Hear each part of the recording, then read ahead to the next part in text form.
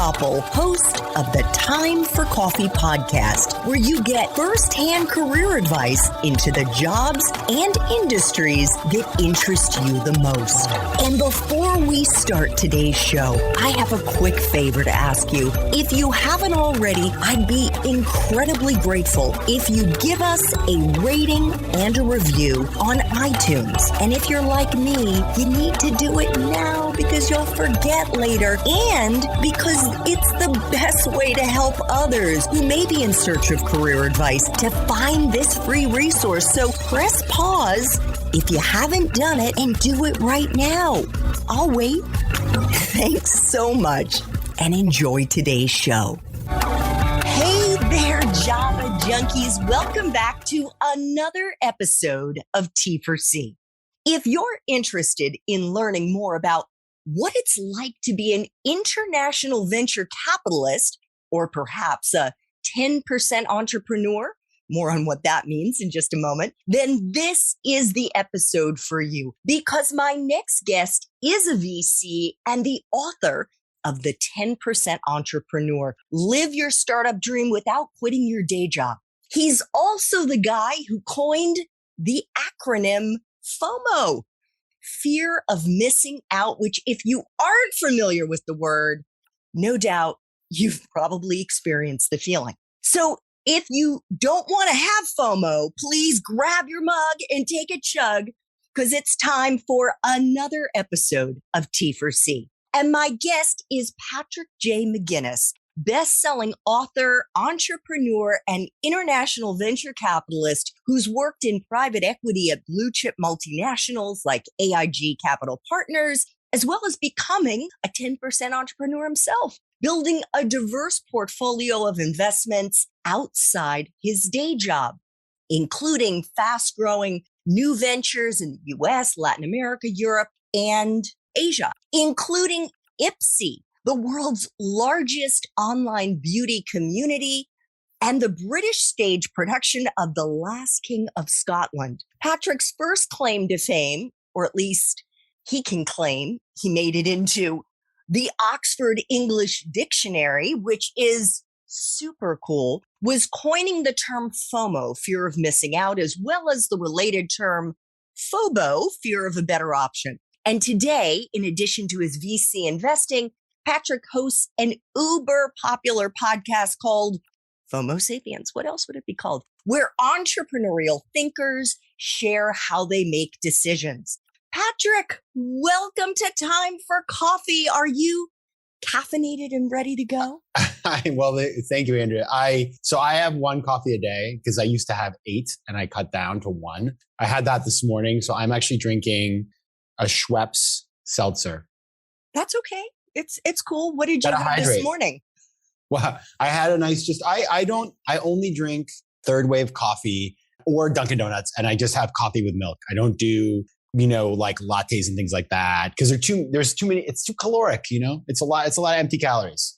It is. And it's also just why? Like, why would you mess up the delicious flavor of coffee? You don't need all that shit in there. Yeah, that's right. Oh my goodness, you swore.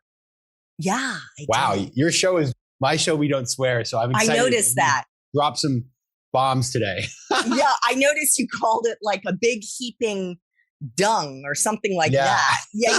I think that, something like that. So before we get into how FOMO became shorthand for analysis paralysis, how about we dig into, Patrick, what you do as a venture capitalist?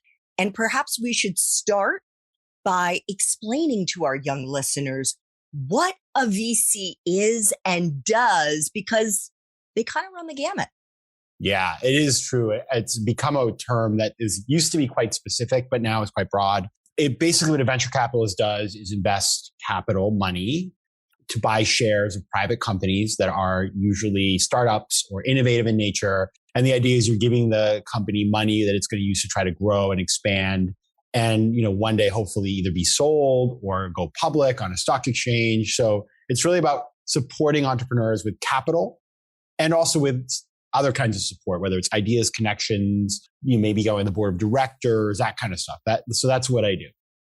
I mentioned a couple of, I don't know if these are your more recent or bigger investments, the Ipsy, and then the British stage production of The Last King of Scotland. Those are pretty diverse types of investments. Could you take us through kind of the decision-making process and how you analyze the risk reward for your money? Yeah, totally. So first of all, I should say that, so I do work as part of a venture capital firm, and that's kind of like part of what I do, but I also make my own investments, what I call angel investments. And those are 2 angel investments that I made. And so those are actually part of the 10% entrepreneur kind of thing that we'll be talking about later, right? But really, it's all the same. I mean, essentially, no matter if you're making an investment as part of a company or on a personal basis, you kind of go through the same process with the one caveat that, investing in a play, I'm no expert in that. And I did that knowing that I wasn't an expert. So sometimes you take different types of risks when you're investing personally. So all that to say that the central process of doing venture capital is this. Number one, having what's called an investment thesis, or basically a sort of a plan about what you want to invest in. For example, you may have a fund that says, we want to invest in female entrepreneurs, or we want to invest in companies in Asia, or we want to invest in deep tech, or we want to invest in, social media, all those sorts of things. So that's kind of the first part, is having a thesis. The second part is finding companies that match your criteria. So, say you invest less than $5 million and you invest in healthcare. Well, okay, great. You've got to then build a pipeline of companies. And then the third part is what's called due diligence. And that is the part where you meet with the management team, you assess their business plan, you go out and talk to suppliers or customers or other people in the market or competitors, and you try to figure out, is this company going to be able to achieve what it says it's going to do? And that whole process can take a bit of time. And then from there, then you'll decide, do I want to make this investment or not? Got it. Now, I know from listening to another interview that you've done that these investments don't have to be in the $5 million range, what you just alluded to. Yeah. They can be small, like a few $1,000s. So how do you make that decision, Patrick, in terms of what level of investment to make? Yeah, it's a really good question. So when I'm working, as part of a fund where we have raised money from investors and we're investing on their behalf, then obviously, we can write checks that are $500,000 or more. I think the largest investment I ever made in my career to date has been something like $50 million. Wow. That was a fund?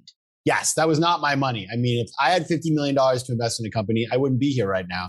I'd be sleeping.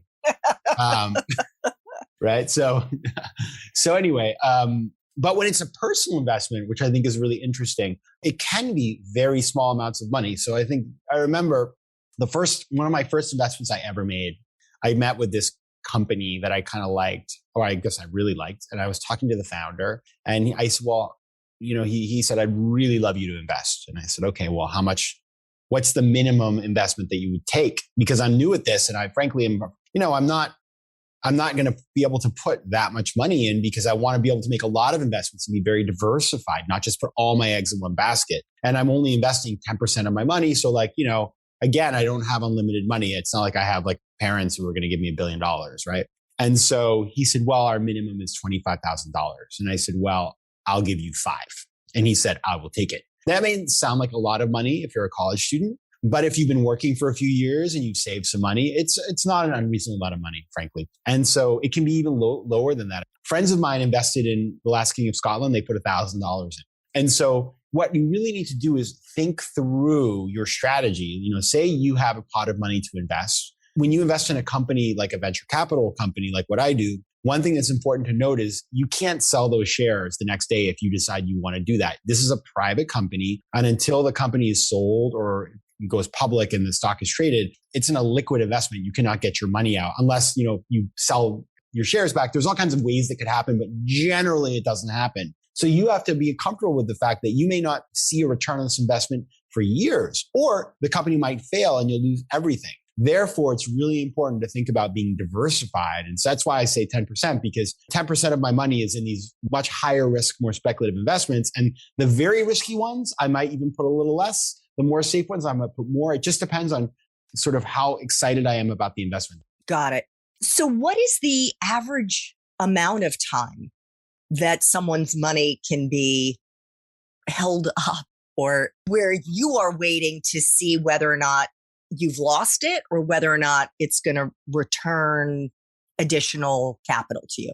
The average startup takes 7 years to go from the first time they raise money to when the investors get their money back with a return. So you got to really think it's a 7-year thing. It could be faster. But what's the irony here, this is like the part that no one tells you. I wish I had known these things, but I didn't, is that the really successful ones can take even longer. Like some of my best companies, I've been an investor in them for like 10 years. And yes, I've been able to get some money out. They've done a dividend or they've rebought some shares or whatever. But like your investment becomes very valuable, but it's, you're waiting 10 years. So you need to just know that. And that's fine because it means that you're going to make a wonderful return. You're going to make like dozens and dozens of times your money, right? But not always. But not always. Or it could fail. That's the thing about it. So it's important to recognize that this is very high risk and that, it's not for everybody and that you need to include these kinds of investments alongside, more traditional types of investments. So explain why you wrote the book, The 10% Entrepreneur, and the premise of it. Yeah. So what happened was I went to college at Georgetown and I worked on Wall Street and I had a very good career. And then I went to Harvard Business School and I came out and I was working at an investing firm doing sort of private investing and investing in fast growing companies all over the world. And, it was great. I was doing really well. I had a fancy office on Park Avenue and flying around the world, staying at Ritz-Carlton's and in business class. And like, it was kind of like the career that I always wanted. And unfortunately, my company in 2008, it was part of AIG. AIG went bankrupt, essentially. It was a company that was one of the largest companies in the world. And overnight, it went bankrupt.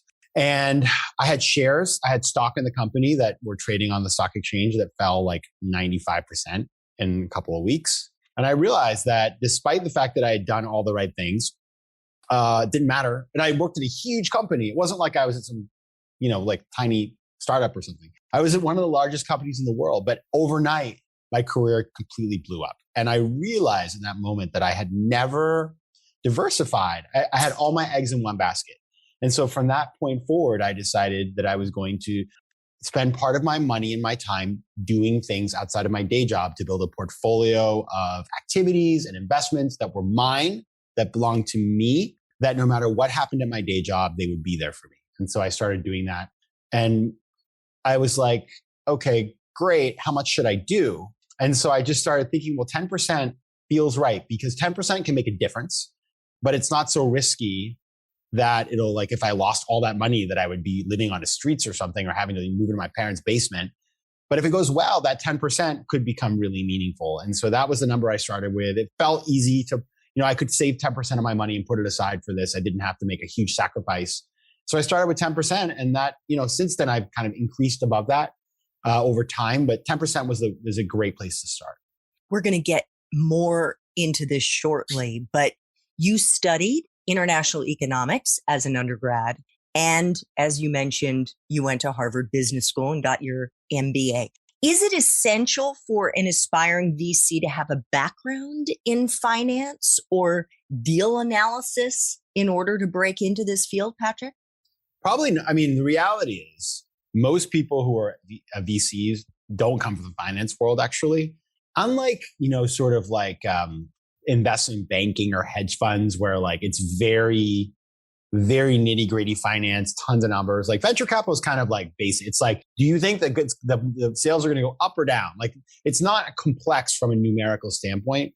That's why most VCs actually come from being entrepreneurs or working at tech companies, being a product manager. Like their core competency, what makes them great VCs is they understand how to build new things and build new businesses and new products. And so that's the typical background of a venture capitalist. I kind of snuck in the side door. So, I was lucky.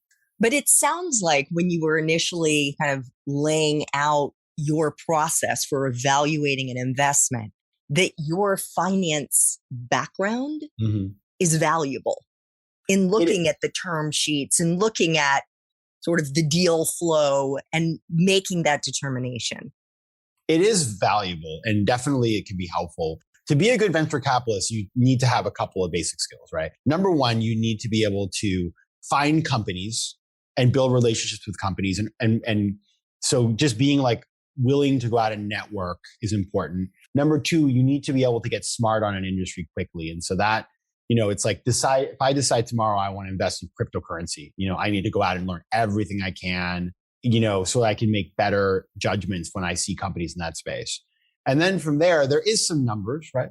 There is some number crunching and looking at forecasts and that sort of stuff, but it's not complex usually. There may be a lot of data analysis in terms of analyzing a company and how they're doing for sure. And then there's also, you have kind of the legal skills because you're reading contracts and negotiating. So it really requires you kind of have to be like a multi-sport player, kind of well-rounded. And so that played well to me because I'm not that good at finance. Like I will tell you that right now. I'm never going to be a hedge fund manager. Like that would be, don't give me your money if I have a hedge fund because I'll lose it. And so, yeah, this is just a better fit for my skills. So can you take us into a typical day for you, Patrick, as a VC and as a podcast host, in addition to whatever else you're doing with your time? Yeah, every day is a little different. It's so funny. I really enjoy that. Actually, when I was in business school, the head of career services at HBS had us like do this really interesting exercise, which at the time I thought was completely ridiculous, but now I realize was actually awesome. His name is Dr. Timothy Butler. And he had us close our eyes and he took us through a guided meditation where we imagined what a day in our life would be like in 10 years. And mine was always like, I was never sitting down. I was never doing the same thing. Like some people saw themselves like sitting at a desk analyzing things. I was not me. So that's really good because I was able to do now that in my life. So basically, I spent a lot of time talking to people, like trying to figure out, just learn, right? Being a podcast host, being a venture capitalist, all those things, really what you're doing at the end of the day is being a curious person and going into the world and trying to find new and interesting things to focus on and to learn from. And then trying to, in your head, kind of like see the patterns.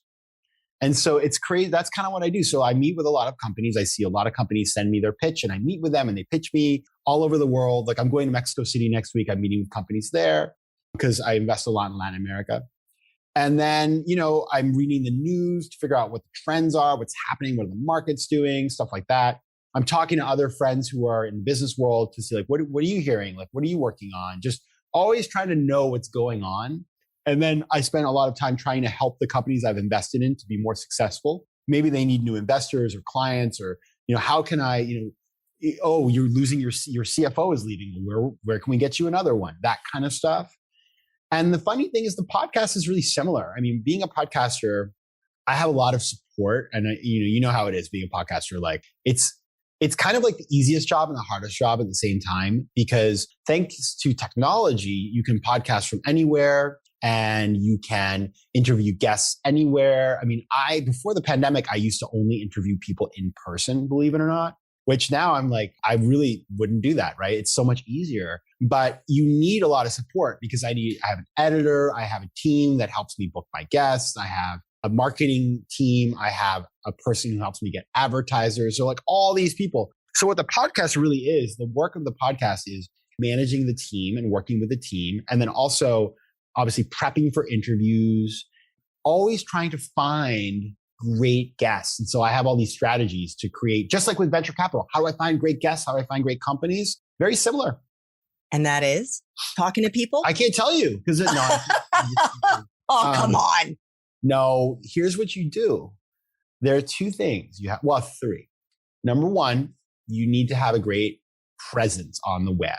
So you need a good website and you need good marketing and good socials and all that sort of stuff so that people know who you are, because so many guests that I get, they come to me. I get an email from a PR firm or an entrepreneur or whatever. And then I'm able to say, oh, it's interesting how interesting they are. Let's look at this person. Are they a fit for us? we know our show. So I'll see great ideas all the time that I'm like, what a wonderful person.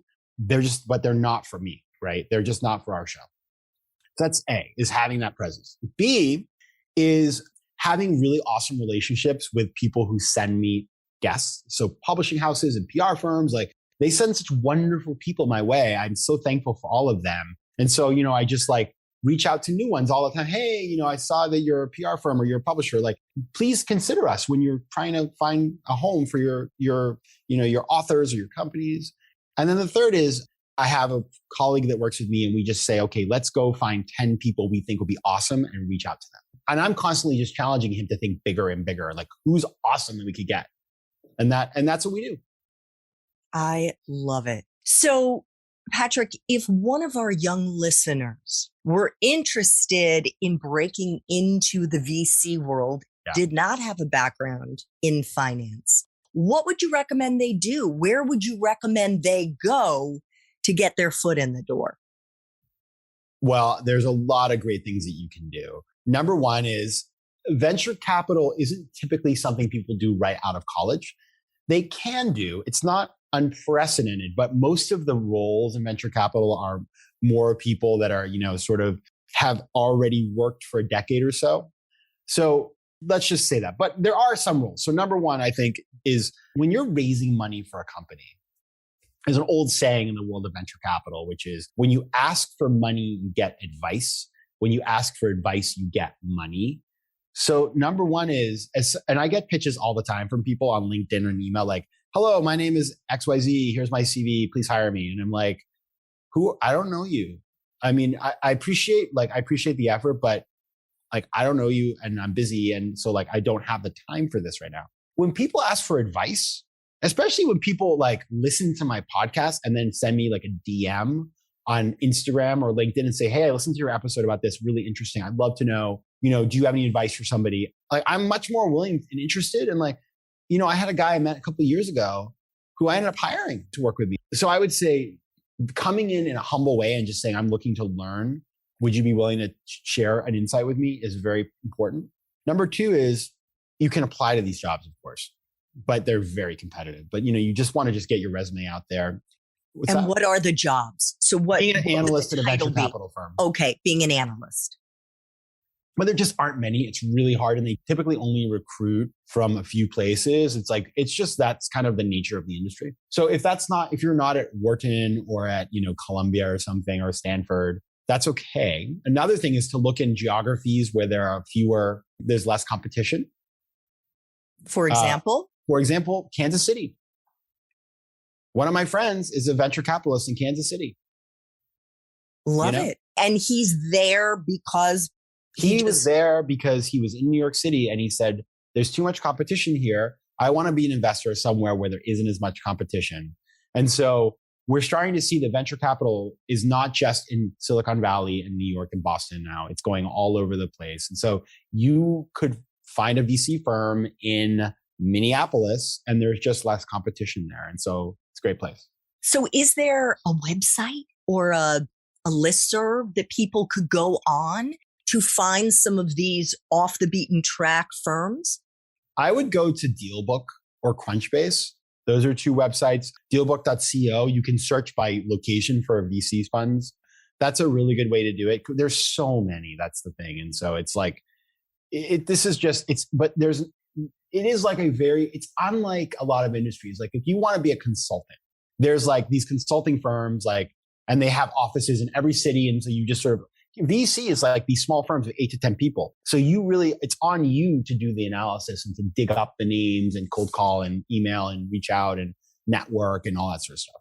Got it. And if you want to be a VC, these are skills you better have, right? That's right. Okay.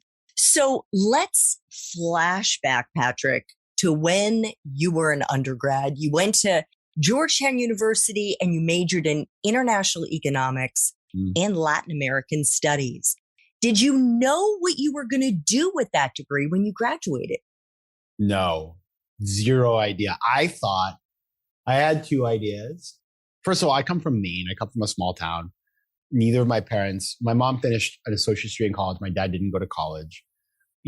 most people went to high school, didn't go to college. So like, which is fine. I mean, that's America. But I'm just saying, like, I didn't have like a dad who was an investment banker or a mom who was like a CEO who was like, I just didn't have that kind of like mentorship. Yeah. Like my parents were very supportive and were like, we'll support whatever you do. But they weren't like, hey, this summer you should get an investment banking internship. Like I just didn't have that kind of direction, which a lot of my friends did. So I was a little bit unaware. I thought I was going to get a PhD in economics and be like an economist, but I'm terrible at math. So that would have been a bad move. Or I wanted to work on Capitol Hill, but I had spent my freshman year interning and I didn't enjoy the work. I thought it was not for me. So I was lost. And then my junior year, but I had high grades. Like that was the one thing I knew. I had incredibly high grades. Like I was top of my class. So I was like, well, I'll just study really hard and like it'll sort itself out. And then my junior year, I spent it in Argentina and I fell in love with Latin America. And so I was like bound and determined to get a job in Latin America. And so I applied for 1 million jobs and I got none of them. And then, it's really terrible. But a friend of mine was like the king of investment banking interviews. And all the smart kids were going to investment banking and the money was really high. And so I said, okay, well, I have good grades and I'm smart and I'd like to make some money. And so I applied to a bunch of investment banks and I got one offer and I took it. And that was the beginning of my career. So that was which company that you started at? JP Morgan Chase. Got it. And your role was associate. I started as an analyst and then I was promoted. Yeah. I did a traditional Wall Street analyst program at Chase, which was before the merger. And Chase was almost like a commercial bank. It was not a particularly prestigious job, frankly.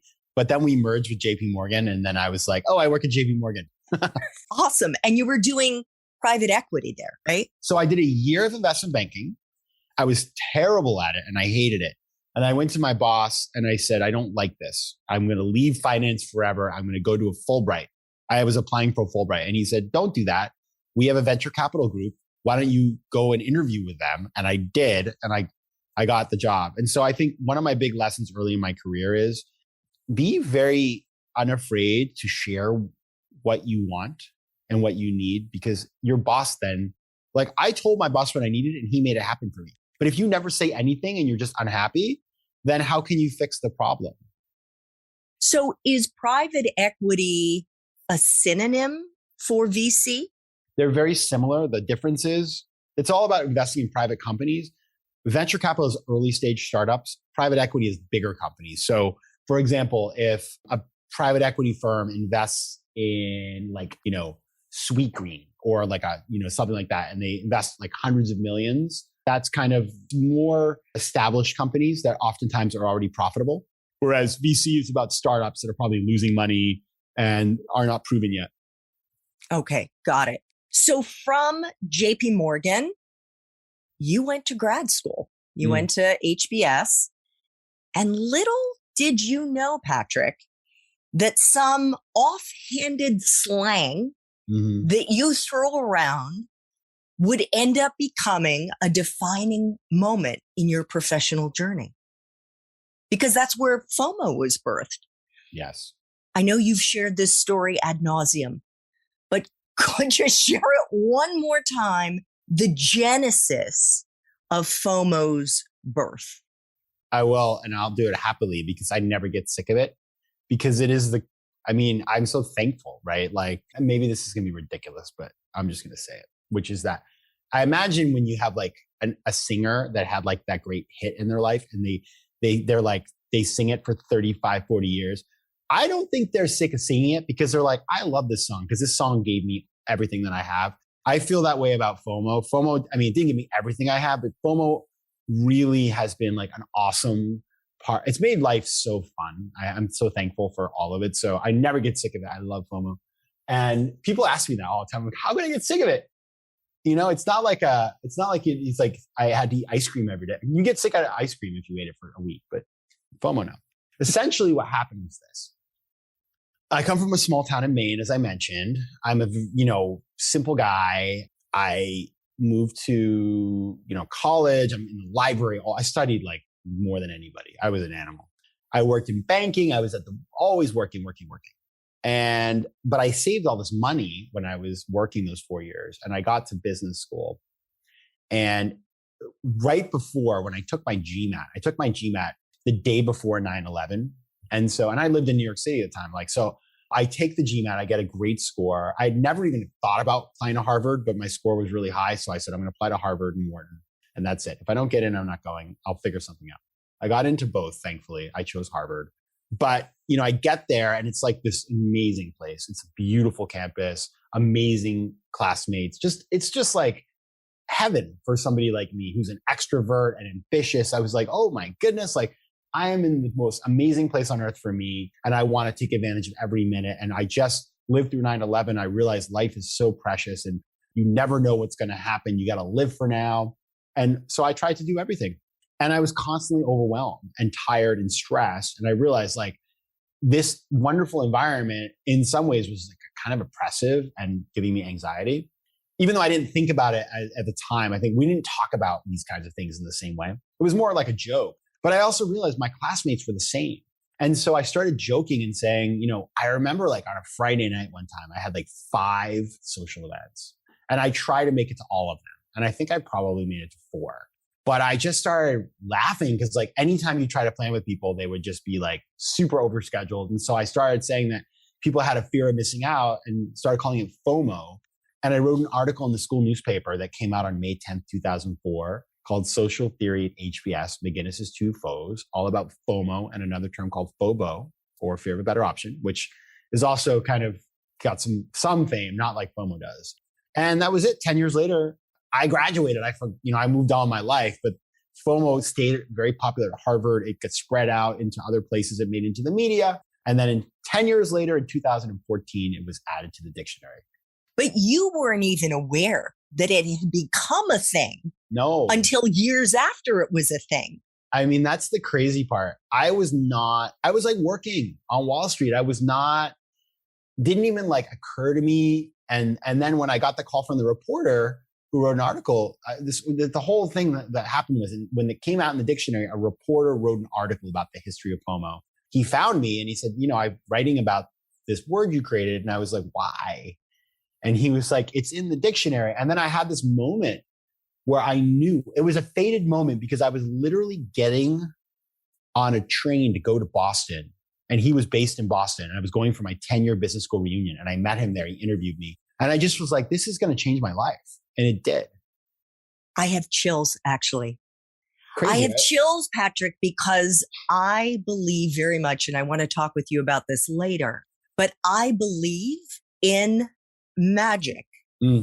Not saw lady in half magic, but black magic, the shit, whether it was 9/11 or the pandemic that comes into our life out of the blue and it's awful, or the pixie dust magic, because both happen to us throughout our lives, us collectively.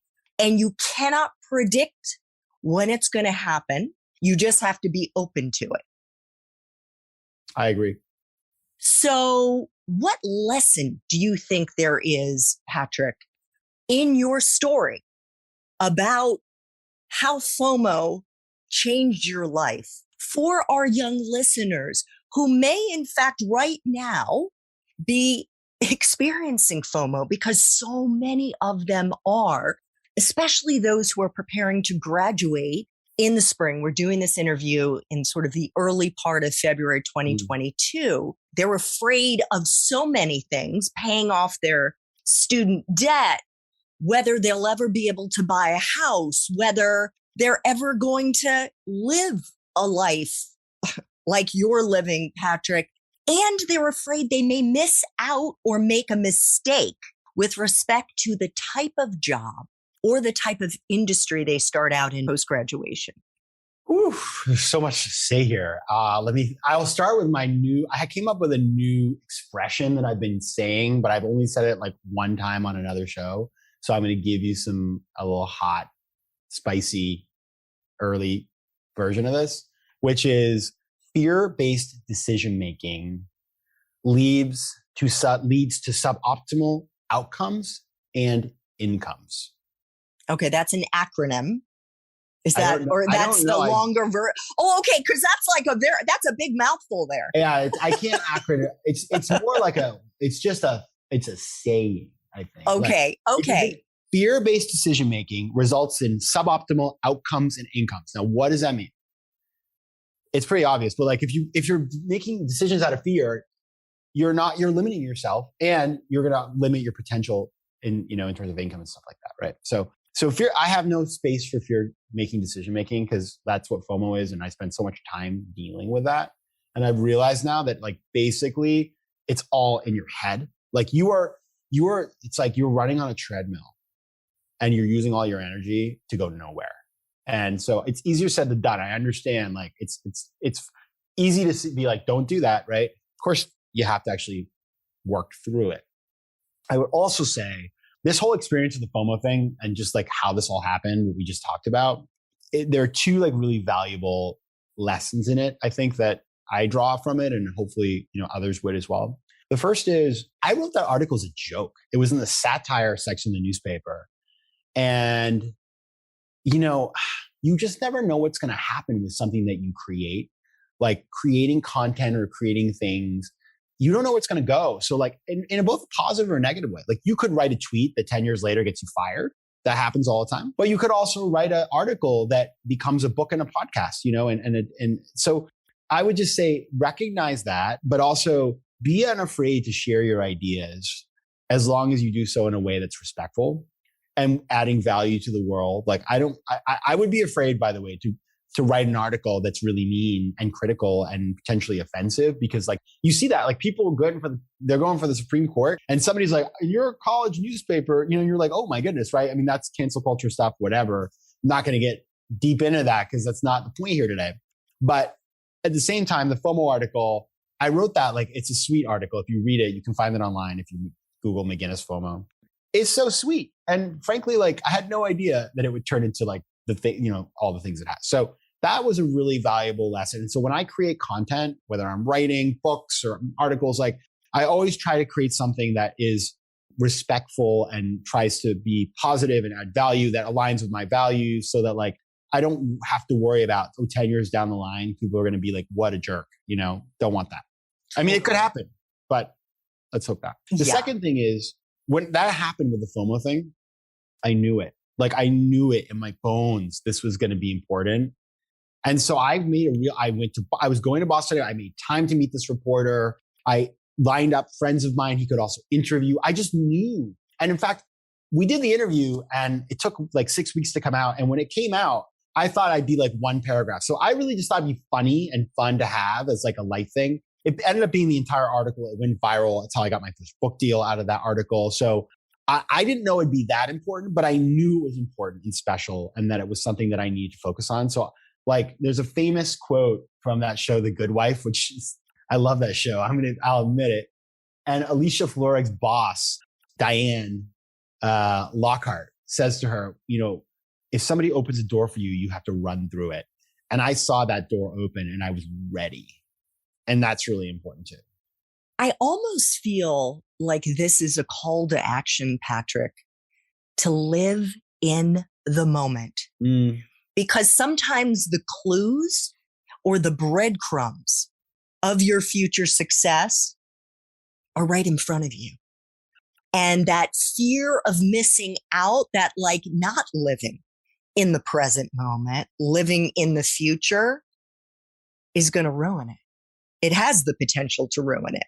If you hadn't written about FOMO, it could have ruined it for you. I mean, I'm not saying you wouldn't still have had a successful career, but a different career. You're right. And I would say also what I've learned, because I did so much research, is that actually like from a physiological, neurological perspective, FOMO is really dangerous, because what you're doing is you're spending so much time disconnected from reality that your ability to parse reality from fiction becomes weaker. Right. And so like, that's why it's, why people talk about being present or mindfulness, like all that stuff. Like it sounds so frou-frou. It's not. It's like, it's kind of like, it's like neurologically healthy behavior. 100%. You and I were chatting about Stephen Kotler, who we've both interviewed on our respective podcasts. And the more you get into understanding the way that the brain works and the amygdala, the primitive part of the brain that's the fight, flight, or freeze part of the brain, that is there or was there to help the caveman escape the saber-toothed tiger when we were going to be lunch or dinner. And what's happened is this 24/7 surround sound that we live in today that wasn't there as much, even when you were in grad school or college, but that our young people live in today, has their amygdala so overstressed, overtaxed, that they're in a permanent state of this arousal, of this fear. 100%. It's so true. And one of the things that's kind of insane too about this whole story, I have to like really write this down again. It's just, there's so many elements, but essentially when I was at Harvard inventing FOMO, Mark Zuckerberg was living across the river as an undergrad inventing Facebook. And so like we didn't have social media. Oh my God. We had a thing called Friendster, which was like very first gen and quite lame. But had we had all of that, oh my goodness. And the other thing is that like Facebook is the reason why FOMO went from being this niche problem to being like, very common. Because if you go somewhere, FOMO it's always existed. It's part of the human experience, of course. It's in our DNA.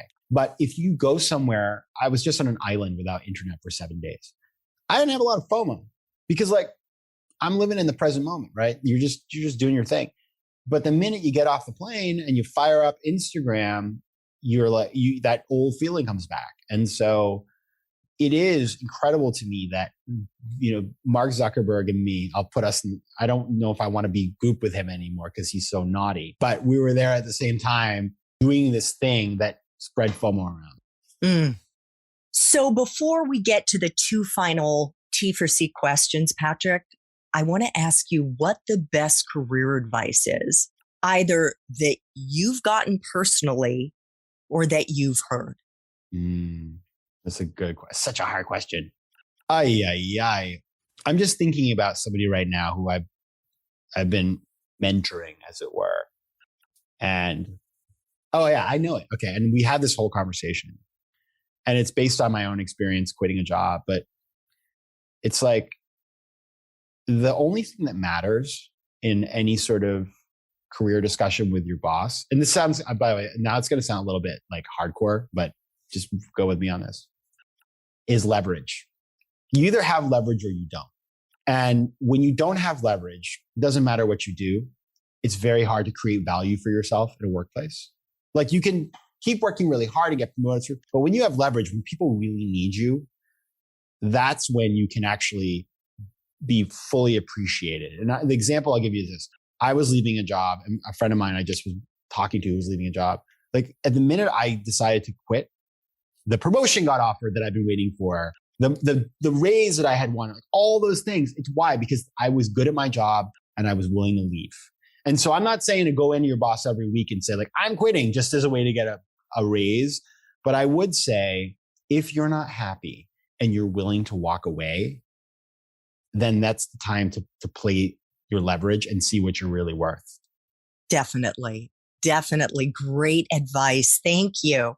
So two final questions. And these are questions I try to ask all my guests. And in particular, Patrick, this one is about a time in your professional life when you struggled. You've already talked about your AIG sort of seminal moment in your professional life in 2008 when this company that was too big to fail failed. But maybe it's a smaller experience, doesn't have to be huge, but a time when you struggled and the lesson that you may have learned and how you persevered. Yeah. So this story, I don't think I've ever shared publicly, but I will tell it today because one thing that happens, everybody, is when you start doing what we do, what Andrea and I do, and you talk to more and more people, you become way more comfortable being vulnerable about stuff that, you know what I mean? Like 100%. Yeah. So I remember at the time I felt really bad, but now I feel okay. I mean, I'm okay to talk about it. essentially after AIG blew up and I left my job, I was trying to figure out what to do with my life. And I remembered my happiest time was doing venture capital in Latin America. And so I made some networking and I met a fund and they said, we'd love to get you involved in what we're doing. And we're going to actually like sponsor you at a conference and to come to Brazil. You have to fly yourself, but we'll cover the entrance. Come down, meet a bunch of people. Like, a lot of people from when you did this 10 years ago, but like come back and, we'll like just hang out with us and we'll like get to know each other better and see what we could do together. So I was like, great. So I used miles. I flew to Brazil, stayed with some friends. They lost my luggage. It's fine. I actually ended up getting, I wrote them later and the CEO of Delta's assistant actually called me and they gave me all this stuff, which is really nice. So if you're nice to airlines, they'll be nice to you. But I lost my luggage. So I get to this conference. I don't have any proper clothing. I looked like I, like rolled out of bed. And I went to downstairs. I didn't know anybody. And there was a panel of VCs of these people who I'd never heard of. These were like people way younger than me who didn't even speak the language. And they were up there talking like they were the kings of the world. And everybody ran after them when they left the panel and was like, come talk to me. And they were so in demand. And I was a nobody. And I was like, I used to do that. I was the guy on the stage. And now I'm a nobody. And I look like a schlub. And they lost my luggage. And I went up to my room and I just cried. Because I was like, I wasted all this time. And now I've missed my chance. And so what did I do? Well, I never stay more depressed about anything for more than a couple of days. That's not my style. But I was like, all right. So I started working with these people. I made some small investments. I networked everybody. I was really out there talking to people. Fast forward a year later, I was on the stage. And then, by the way, then there's ups and downs after that. So it's not like that's the end of the story. And then, roll credits, Patrick's. But I just remember I had never had to do that before. I had never had to sell. I had always been on the side of the table with the money where people come to me. So learning that you have to go out there and build a brand, it was super valuable and it's really served me. But I felt such imposter syndrome. Like I am deeply rooted in, I have right now, like I always do. And I think it keeps me hungry, but it also like can be really hard. Thank you so much for sharing that, Patrick. And I couldn't agree with you more. These humbling experiences are so valuable. And I have come to realize, not just from having interviewed, as you have, hundreds of people on my show, but because I post every day on LinkedIn and I post very vulnerable stories about the lows that I've experienced and then have gotten so much back from people who don't have that same, I'm going to call it courage, Patrick, to just drop the fucking mask and let everyone know that, yeah, we're human. We're Homo sapiens, not just Fomo sapiens, Yeah. So final question. If you could go back to Georgetown and do it all over again, but based on the immense wisdom you have right now, what advice would you give yourself, Patrick? Yeah, I would do two things. Number one, I'd go do like the business plan competition. I remember we had that. I was like, why do I want to do that? I don't want to be entrepreneur. So what? Even if you want to be a lawyer, go and just try, see what it is, do a terrible job, nothing to lose. That's number one. I mean, I just can't believe that. So like I missed opportunity. Number two is I would have taken more electives. I was so pre-professional. I was like, if this class doesn't fit, it's not like econ in Latin America, I'm not interested. And I'm glad I took those classes, but like, why didn't I take pottery? Should have taken pottery, studio pottery. That I wish I had done. But, I did study abroad, which really limited my free time. But even so, I could have taken, I know, pottery, photography, something like crazy like that. I don't know, French literature from the 1930s. I didn't do that stuff. And I'm a really like curious person. And so like, I would have loved it, but I was also a grade grubber. So I think I was afraid of getting a bad grade. Oh, well, that's fantastic advice. Patrick is the author of Fear of Missing Out, Practical Decision Making in a World of Overwhelming Choice, and of the international bestseller, The 10% Entrepreneur, Live Your Startup Dream Without Quitting Your Day Job. And of course, he's also the host of the top-ranked podcast, FOMO Sapiens. Patrick, thank you so much for making time for coffee today with me and the T4C community. This was just terrific. Thank you so much, Andrea. And it's really been a pleasure to be here. And for those of you who are listening, come find me. I love hearing from you. So don't be a stranger. Thanks so much for listening to this latest episode of T4C. And if you're interested in learning more about my coaching services for confused college students and recent grads, feel free to check out the Time for Coffee website under the coaching tab at time4coffee.org or text me at 202-236-5712. That's 202-236-5712.